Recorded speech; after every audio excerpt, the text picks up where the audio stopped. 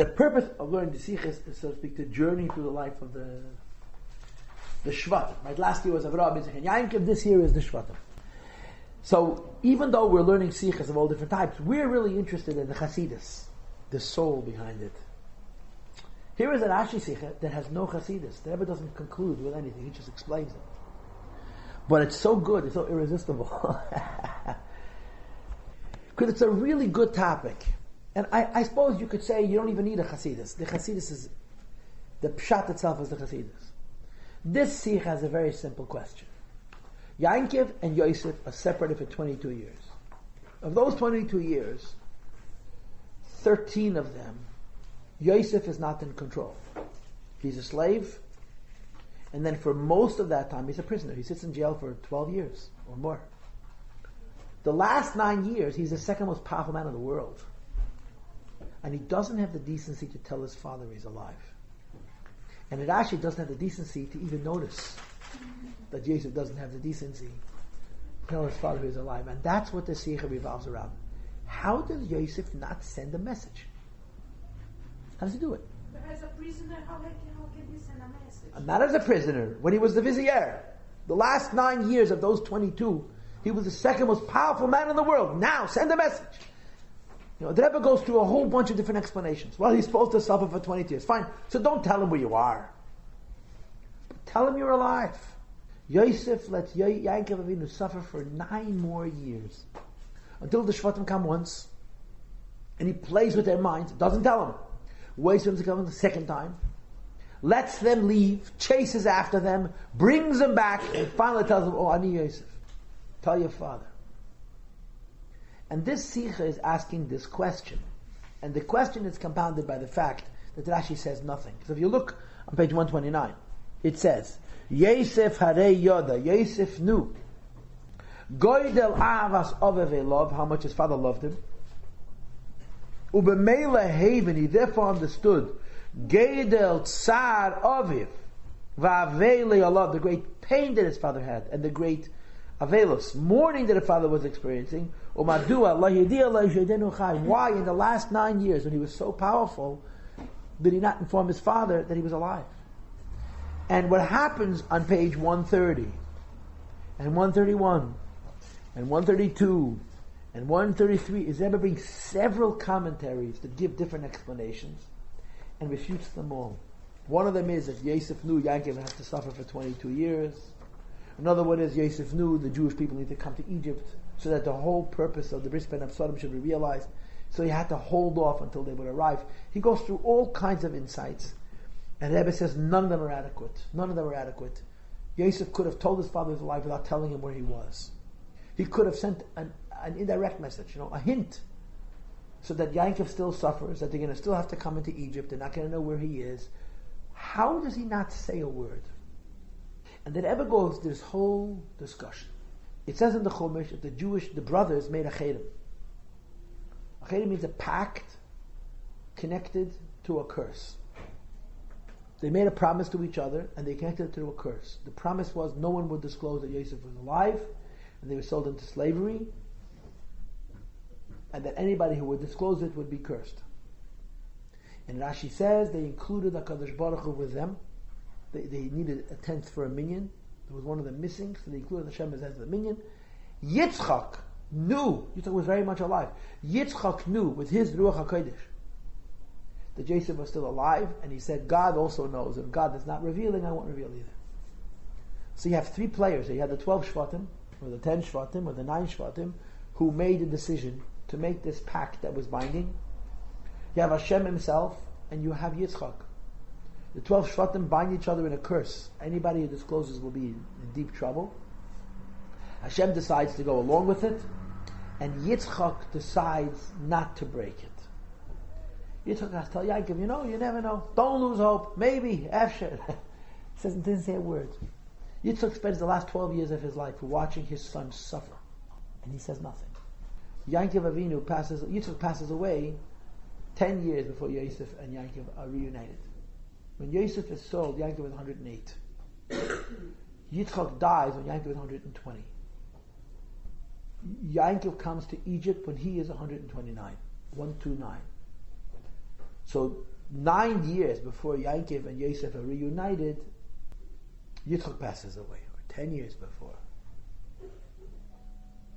And Yitzchak doesn't say anything. And the question, of course, is why. Okay? So, I want you to look on page 130, quickly, and do something uncharacteristic. I want you to read what I didn't underline. I should have underlined it. Okay? These are the words of Rashi. It's the end of page 130. In other words, you see where the Gimel is? The second half of that paragraph is a quote, which I'm not underlining for myself. Lefi, because I'm reading inside what I just told you. She'echrimu hashvatim v'kilul. They banned and cursed the tribes. As kol misha yagala, anybody who would disclose that Yosef was sold into slavery and that he may be alive. V'shitfu la'akadosh baruch hu iman. They made a partner of Hashem with them. Umamshich, and then Rashi says, Aval Yitzchak hayedeh. Yitzchak knew the truth. He knew his son was alive. Shuchad is living, but Amman, he said, Eyech agala.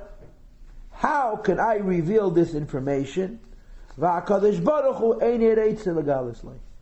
Hashem doesn't want. Hashem can come to Yitzchak and tell him, to Yankov, tell him, Hezechan Yankov, don't worry, your son is still alive. I got my eyes on him. He's doing good. He's actually doing quite well. Yeah, David's just silent. So Yitzchak says to himself, if Hashem is going to let him suffer, I'm going to let him suffer too. I'm not going to mix it. So you have these three categories of participants in this ban. The Shvatim bound each other in an oath not to reveal what happened, and there's a curse attached to it. God decides to go along with it, and Yitzchak says, I'm not going to be better than God. Okay, are we clear? Huh? What's the problem? Sorry. Where is this curse arising from? When they said that they were not... They sold Yosef into slavery. Yeah. And they sat down together and said, okay, now, no one's allowed to tell Dad.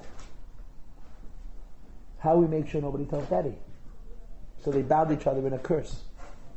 If you tell Dad, then you're going to be cursed big time, up and down, right and left, and all around.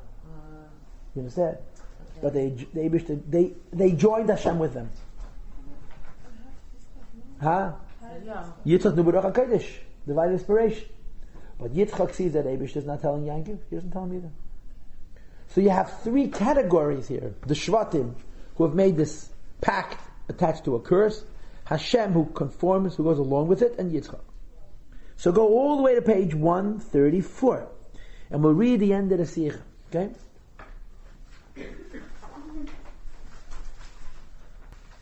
V'habir v'chala now. The explanation is as follows. Yuvan behegdim t'mi in a sentence. There's another question which can be asked, which is the following. Echi tochen, how is it possible she'af echad mibnei Yankov, that none of Jacob's sons lo yisayder b'tshuva, should not be moved to do tshuva al mechiras l'sheisem, selling Yosef, v'yisvada, and confess, v'yisaper leYankov, tell his father Jacob, she'macher es Yosef, that he was sold, v'idenu chai, still alive. There's 10 of them, not one. Right? Jewish guilt has been around since Abraham. 10 Jews carrying around 22 years, that's 220 years of guilt. That's a lot of guilt. No one cracked. Now one of them got remorseful and said, this was really stupid. At least I should tell my father the truth. Or befrat, and this is more compounded by the fact, shematzinu beparsha seinu, it says in the parsha, sheseif kulam eschat was the collection, the whole lot, all 10 of them said, what a terrible mistake. Like it says in Miketz, vayemru isha lachiv, they said to one another, aval Hashem manachnu alachinu, we're all guilty, every one of us is guilty, for our brother. Asher inu tzaras nafshe, we saw the pain of his soul, be'eschananay eleinu v'geimer, when he begged us not to do what we were planning to do, and we ignored him, and now we're paying for it. So it got to a point where all 10 of them regretted the act of selling Yosef. So clearly there must have been a lot of remorse. Must have been a lot of guilt. So how could it be that nobody spilled the beans? So the Rebbe now gives the answer on 2 levels. What the Rebbe is going to say now is very profound. It really is profound. And may I add, subtle. Notice I made a 1 and a 2 on your margin. To rephrase the question, why is it that they all lived so long with the guilt? Why would they move to Tshuva? No, why would they move to spill the beans to their old man? Tell them the truth. One of them should open his mouth. So there's two parts to the answer. Number one, the reason they made this pact and they attached it to a curse was precisely for this reason. What's this reason? They were all afraid as time would pass, when their anger would subside, at least one of them would regret what they did. And that individual, and he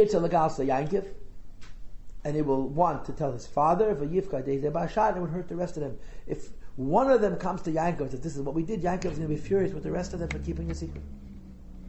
As a result, they made a curse, a ban, they killed and a curse, as kol mishi agala, if any individual would go and tell Yankov. So the decision was made. Either we all tell him, or no one tells him. We're not breaking rank. Is there a possibility to tell Yankov Avinu? Yes, but only as a group. If he's going to curse, he's going to curse us all. Nobody can break rank. Hainu, this means one of them or some of them are not allowed. They're not granted permission. Legalis is a double Yankov to reveal to Yankov Avinu. Avo, however, bevadei it's certain she'ein svara leimer that it's not logical to say that this ban was put into effect.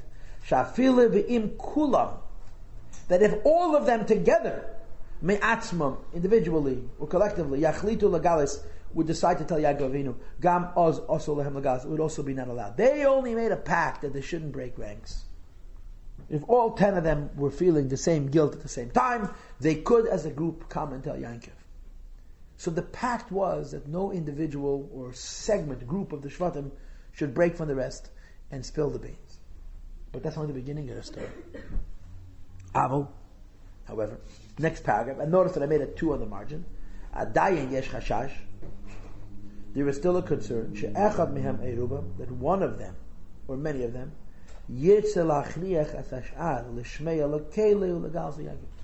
what happens if one of them gets all guilty, or 2 of them get all guilty? So he knows he can't go tell his father or their father because of the curse.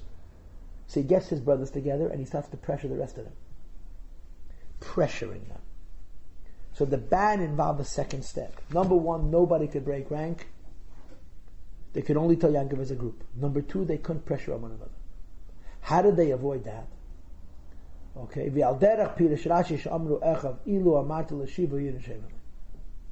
they made a second dimension to this pact, which said that no one's allowed to put pressure on anybody else to reveal this to Yankov Avinu. Lachein, therefore, I am on page 134, second column, second paragraph, 6th line. Shitfu HaKadosh Baruch Hu imam b'acherem Yosef. They joined Hashem with them in their pact. What does it mean they joined Hashem in the pact? They didn't say to Hashem, you're not allowed to tell them, if you tell you'll be cursed. They simply said that the pact we made, Hashem has to break. You said the pact we made, Hashem wrong? Hashem is not joining the pact. He can do what he wants. But we are not letting ourselves do what we want until he releases us. The decision was, Im umasai yigalu leYankov, if and when they're going to tell Yankov that Yosef is still alive, totally about Kadosh Baruch Hu, it depends on God. And therefore, va'af kulam yachad, all of them together, einam lashoyim lagalas, are not allowed to reveal. V'lave esachedim, and to transgress the ban, ki im b'tzirufei uvahaskamasei shel Kadosh Baruch Hu. It needs the collaboration and agreement of the Eibishter. This is the second madrega. The first step is no one can break rank. But if all of us together want to do it, we can. The second step is, even if us all together want it, we can't do it. Until we get an indication from God. That didn't limit God, but it severely limited them. What happened? What's the story? The story is that God shouted at them and says, now's the time. So they made the decision that not one nor the whole group would disclose Yosef's being alive and his whereabouts. And they made themselves conditional not only on one another, but they made themselves conditional on the Eibishter as well. Paltiel, the Shvatim knew that he's alive? They sold him. He was a slave. Slaves don't die, they live in slavery. Things can happen, but they certainly knew that there's a possibility that he's alive, right? They came to their father with a torn up garment and said, look, he was killed by a predator. Taught it right, they tricked him. So the pasuk continues at the bottom of the page. God makes the decision. He's not going to tell him either. They made a ban and Hashem was joined with them. Hakavana, this means they joined or made themselves subject to Hashem. That they would never tell Yankov that Yosef was alive. Without the agreement, the partnership of the Eibishter. Therefore, even though I'm on top of page 135 now,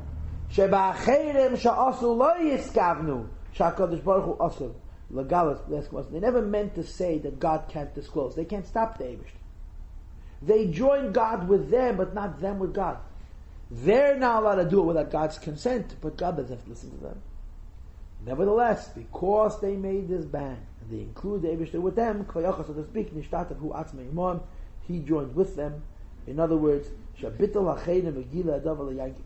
he would not break this ban and reveal this to Yankov Avinu. They would require everybody together, and everybody together means the 12 Shvatim and Hashem. So they never told Hashem, you can't say. They just told Hashem, we're not going to say until you give us an indication. Hashem says, fine. I won't either tell until there's a time for an indication. At the time that I want you to tell him, I'll tell him myself. But until that time that I want you to tell him, I won't tell him either. Continues the Rebbe, page 135, second paragraph. Rashi. This is what Rashi means when he says, Aval Yitzchak. Yitzchak knew he was alive. Aval Omar, he said, Heich Agal, how can I disclose V'HaKadosh Baruch Hu? Ein Yeretzel Agal, so Hashem doesn't want to reveal to him. Says the Rebbe, Ki atam shelegila HaKadosh Baruch Hu leYankov. Hashem doesn't tell Yankov Avinu that Yosef is still alive. It's not because he was obligated to follow the Shvatim. He didn't want to reveal to him. Which is why Yitzchak derived from this. And he said, how can I reveal? You see, we started off the Sicha with the assumption that they're warning Hashem, don't tell him.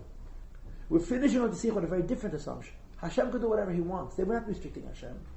They were simply saying, we're restricting ourselves more by Hashem. We are not going to tell him as individuals. We're not even going to tell him as a group until Hashem gives us an indication. And Hashem goes along with it. So Yitzchak scratches his head and says, listen, my children made a ban. My grandchildren made a ban. And a curse. Hashem is not bound by that ban. Hashem is not bound by that curse. But he's not telling. If Hashem has chosen, even though he's not bound by that bound and that curse, not to tell, I won't tell either. So Yitzchak's logic is, Hashem knows what he's doing. If Hashem wanted to tell, he could. He's choosing not to. If he chooses not to, I won't tell either. And then we get to the point, moving on Talmud Yosef. How did the Sicha begin? How does Yosef not tell his father? And Yosef's answer is a good question. He's sitting in a pit 13 years. How come no one comes to find him? Yosef was a very smart guy. Yosef figured out that nobody came to find him because nobody went to look for him. Why did no one go to look for him? Because everyone thinks that there's a status quo, that he's dead. So what's Yosef's surmise? If Yankov thinks that I'm dead, God hasn't told him. And his father hasn't told him. And my brothers certainly have not told him. How could that be? So Yosef says to himself, it must be that there's a pact that not only prohibits them from telling, but that subjects their telling to the will of God. I'll wait for God. That's Yosef's logic. Here, Valpiza move on God. There's a little arrow on page 135. This explains Gam Taimish Yosef. Yosef's reasoning. How could he be a king in Egypt, a vizier, a vice king for 9 years, and not tell his father's life? Simple. The if he sees that clearly the Shvatim are not telling my father, and clearly Yitzchak hasn't told my father, it must be that Hashem hasn't told my father. No, why hasn't Hashem told my father? Because he doesn't want him to know. This is a proof and a lesson. Yankov did not yet know that he's alive. Yosef tells himself, how can I reveal that I'm living? Hashem doesn't want to tell him. I'm going to tell you a story.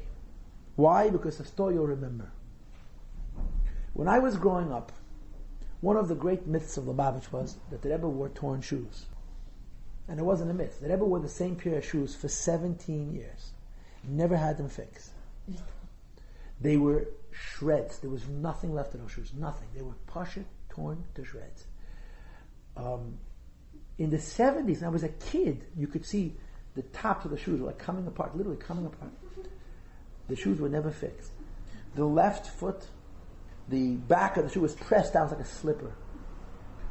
Now, we always grew up with the understanding that the Rebbe wore torn shoes because his feet hurt him, which was a fact. The Rebbe suffered a lot with his feet. Until one day in 1990, guess what? The Lubavitch Rebbe got new shoes. Surprise, surprise. After 17 years. I remember the news, like a big deal. All of a sudden, he could wear new shoes. And if in 1974 his feet hurt him, in 1990 his feet hurt him 10 times as much, he got new shoes. So there was a story that went around, which I believe is true, that when the Bolsheviks came into the stuff in 1919 and 1920, when they came into the city where the Rebbe Rashab lived, the previous Rebbe's father lived, he made an observation. Ich ken mit seine einem. I cannot live with them.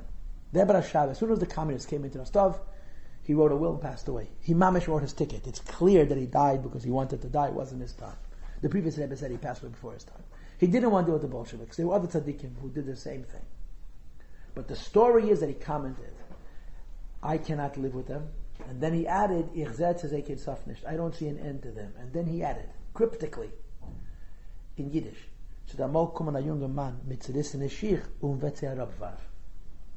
which means there will one day come a young man with torn shoes and he'll throw them off. Now, literally, the reading of those words is he will come with torn shoes and throw the Soviets off. But when the Rebbe got the new shoes, exactly at the time that the Soviet Union fell, we understood that the throwing off of the torn shoes was a symbolic act of overthrowing the Russians. The Rebbe wore the same shoes for 7 years. So we heard this then. And I believe it's a true story. I think Yankel Lando was a witness to it. This is it's an incredible story. For 17 years, the Rebbe used to go to the Oyel all the time. Every time he came from the Oyel, he'd walk into his room, the first thing he would turn to Rabbi Groner, you didn't touch my shoes. Every single time. You didn't touch the shoes. It was clearly not a mistake that those shoes were torn. Every time. There was a man in Chai Baruch Halberstam who was a friend of mine, who was very close to the Rebbe's wife, to the Rebbetzin. So he tells the Rebbetzin the Rebbe is wearing rags on his feet. So she tells him, the next time the Rebbe goes to the oil, take the shoes to the shoemaker and get a very, very, very soft piece of leather and put it inside the shoe. Don't replace it. Just put it inside it. The shoes were coming apart. The seams on the top of the shoe were coming apart. It was the most hysterical thing. And they were walking with those shoes for 17 years. The shoes were torn in 1975. He wore them till 1990. There was nothing left. So Chaim Baruch comes to 770 and he's taking the Rebbe's shoes. And Label Groner says to him, Chaim Baruch, don't touch the shoes. He says, the Rebbe told me to touch the shoes. Now, if there's anybody who's in a position to fix the Rebbe's shoes, it's the Rebbe's wife. Now, I have a funny question. The Rebbe came home every night. And she saw those shoes. She could have told him, it's time to get new shoes. But this was part of their relationship. When you're the wife of a Rebbe, it's complicated. So Label says to Chaim Baruch, I'm not telling you what to do. You're acting like after the Rebbe. I'm just telling you you're playing with fire. Do whatever you want, but you should know you're playing with fire. So he panicked. And he went back to the Rebbetzin and said to the Rebbetzin, Rabbi Groner says I'm playing with fire. And the Rebbetzin says, it would have been much better if you didn't ask. But now that you're asked, leave the shoes. And the shoes were never fixed. They wore shoes 17 years. Now, I believe the story I told you before about the connection between the shoes and the Soviets. The Rebbe pushed it. This is the Rebbe Rashab said in 1920. A young man come with torn shoes, said Abvav. the story was going around at the time. I had known the Vart from before. This statement about a young man with torn shoes was known. But when they ever put on the new shoes, it was the end of 89, I believe. Like Chesh and Tafshanun. It was like, oh my gosh. But in any case, my point is, the Rebbe was wearing torn shoes. Don't touch my shoes. Nobody knows why. But you don't want to mess with those shoes, you understand? It's an example. Yosef sees. The Shvatim are not telling Yankov. He understands that. But Yitzchak isn't telling Yankov. That doesn't make sense. Hashem isn't telling Yankov. That doesn't make sense either. So Yankov, Yosef HaTzadik, sitting in Egypt, makes a simple calculation. The calculation is, if my father doesn't know I'm alive, if he's not looking for me, God doesn't want him to. And whatever God's plan is, it's a really bad idea to touch the shoes. I don't know what I'll mess up. If I send a message and inform my father that I'm living, what kind of ramifications it will have in the divine plan? The Eibishter decided he's not to know. I'm not tipping this apple cart. So the Shvatim's idea is they join the Eibishter with them, and they say to the Eibishter, you can do whatever you want, but we're following your lead. And the Eibishter says, good, we're not saying.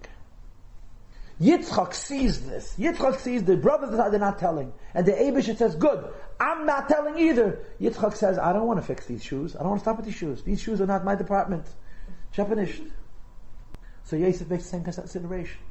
I don't know why my father's not allowed to know.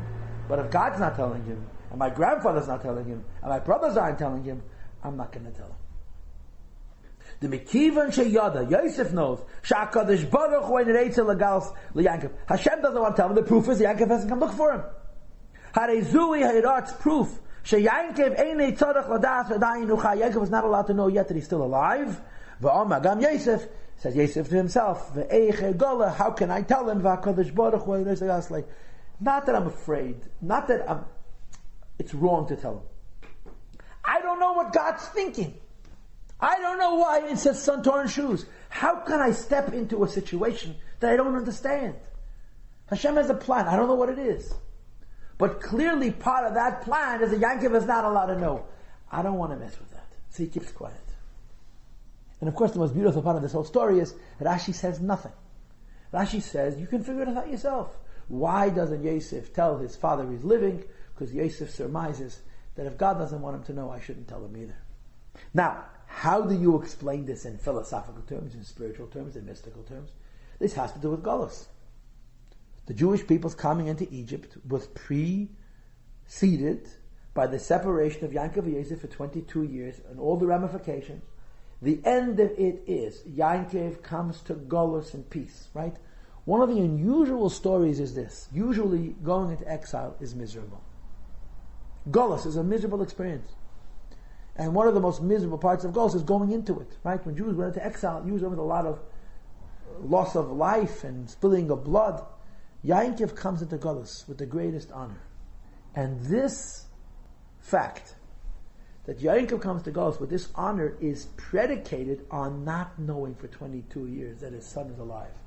So Yosef calculates correctly. If Hashem doesn't want me to tell him, it's probably for the best. I'm not going to tell him. And as it would turn out, the best 17 years of Yankov Avinu's life is lived in Egypt because of this. Which leads us to a very interesting point. The brothers told each other, we're not going to tell Yankov that he's alive until God gives us a signal. Where is that signal? Let's keep reading. In Parshas Miketz it says, Yankov Avinu saw that there's food in Egypt. But what's the Hebrew word for food that he employs? Shever. Pirush Rashi says, Rabbi, Shever means hope. Mahu vayar, what does it mean? He saw Robas Baklaria Shal Kodesh. He saw with some kind of inspiration from heaven. Shadayin Yesh Shever b'Mitzrayim. There's some hope in Egypt. For Lehaisen Nevu Mamish. It wasn't an explicit prophecy. Leidiyah Shazay Yosef. He didn't know it was Yosef, but Yankov sensed that going to Egypt is going to be good for him. V'Ashvadim Sheyadu Shezu Mitzrayim. Now the Shvatim knew he was in Egypt. How did the Shvatim know he was in Egypt? Because they sold him to a caravan that was Egypt bound. They knew where Yosef was. They sold him as a slave to who? To people going west, south, to Mitzrayim. So they knew exactly where he was. And when Yaakov said, let's go to Egypt and get food, the brothers say, that's God's signal right there. That's the signal. The very fact that Yaakov is saying, let's go to Egypt for food, is the Shvatim signal that the time has begun. They begin to look for him. That they should tell Yaakov, which is of course what happened. They come to Mitzrayim, and what do? They spread all over the city. Remember? Yosef's initial accusation is, you're a bunch of spies. 10 brothers come together to buy food. How come you walked into 10 gates? They went to look for him. Yosef, the brothers of Yosef, descend. They regretted selling him. They decided to treat him like brothers, and to redeem him for whatever the cost. Says the Rebbe,